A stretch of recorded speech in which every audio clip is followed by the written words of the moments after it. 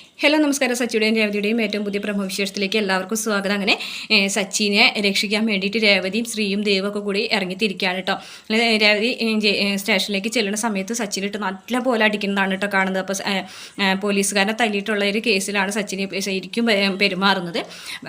പോലീസുകാരൻ്റെ കയ്യിലൊക്കെ രേവതി കയറി പിടിക്കുന്നുണ്ട്. അങ്ങനെ രേവതിയും കൂടിയിട്ട് പോലീസുകാരൻ തല്ലാനായിട്ട് നോക്കുന്നുണ്ട് കേട്ടോ. അപ്പോൾ പോലീസുകാരൻ രേവതിയെ തല്ലാൻ നോക്കുമ്പോൾ സച്ചിക്ക് അത് പിടിക്കൂല.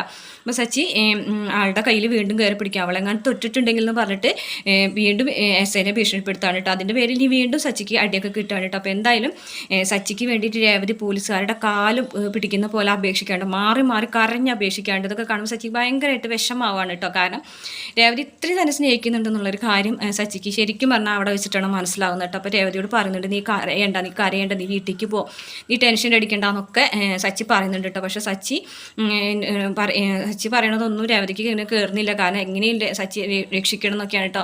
സച്ചി അങ്ങനെ പോലീസുകാരൊക്കെ പിടിച്ചിട്ട് രേവതിനെ പുറത്തേക്ക് ഇറക്കി തള്ളി വിടുന്നുണ്ട്. എങ്കിലും സച്ചി മഹേഷിനോട് പറയുന്നുണ്ട്, അവൾ പോകൂല, എനിക്കറിയാം അവൾ ഇവിടുന്ന് പോകൂല എന്ന്, അവൾ അവിടെ തന്നെ നിൽക്കും, എനിക്കറിയാം അവൾ എന്നെ രക്ഷിക്കാതെ ഇനി അവൾക്ക് ശ്രമം ഉണ്ടാവില്ല എന്നൊക്കെ പറയാണ് കേട്ടോ. കാരണം സച്ചിക്ക് ഓൾറെഡി രേവതി മനസ്സിലായി തുടങ്ങിയിട്ടാണ്. അപ്പോൾ നാളത്തെ വിശേഷങ്ങൾ മെയിനായിട്ടും ഈ ഒരു സംഭവങ്ങളൊക്കെ തന്നെയാണ് കേട്ടോ. എന്തായാലും സച്ചിയെ രക്ഷിക്കാൻ വേണ്ടിയിട്ട് നമ്മുടെ രേവതി ശ്രീയും കൂടിയിട്ട് ഇറങ്ങിത്തിരിക്കുകയാണ് കേട്ടോ.